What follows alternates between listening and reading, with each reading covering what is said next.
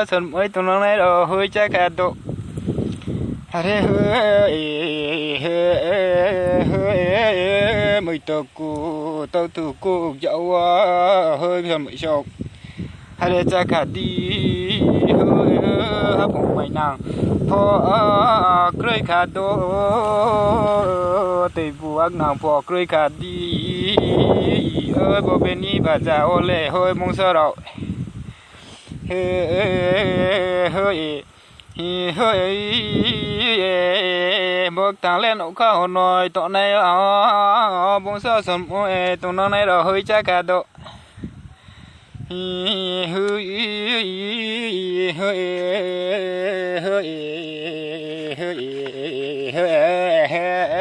hấp một mày nào ye cha ni bu hấp một mày nào phô kêu sa tụi nó bỏ ye bông sơ sần môi tụi nó này rồi hơi em ơi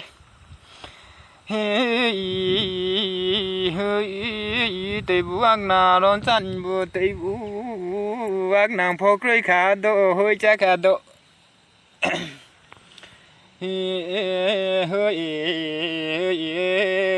cười lý cả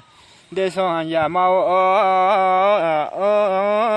giòn mò mai bị em mà phải năng mò xe hơi mong sơi ơi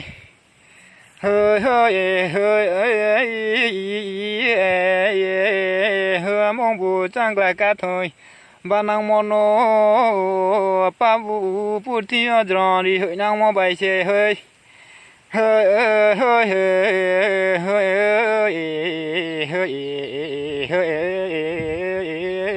hơi bốc thằng ổ cao nồi tụi năng nhớ bà lão qua đến ở tụi năng này hơi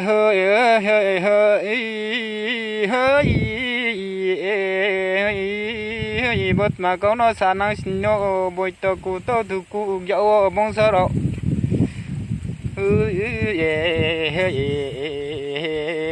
sẽ đi nó ăn lên mà xả năng này hình này bù làm ba đại nhộng mi xả này bù khu ba là đèn năng nó bông sơ sần ôi xả sần hơi chắc khá đi hơi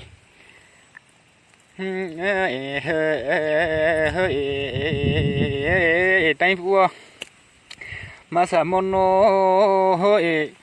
hãy chắc khá đi xa tùy bãi phó mong mấy phía hiệu bông sơ rồi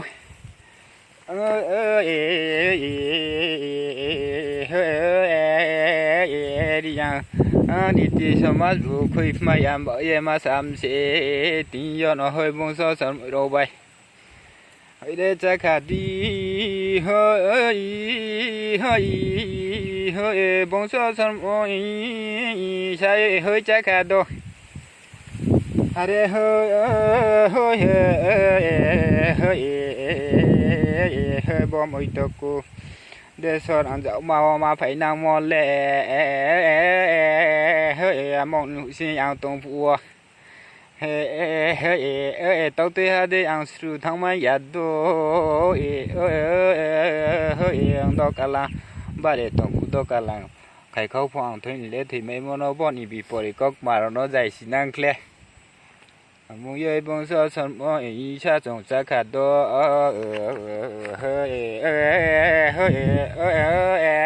hơi mới tao cô để xong anh giàu mà phải năng mò lẹ mong yêu hơi mày già to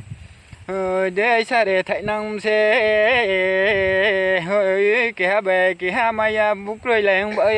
bông sơ đó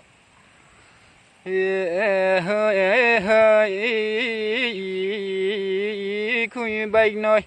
hơi nà kle em cội bay tham bay đến nó lẹ mà trong phim lẹ bông sơ đậu hơi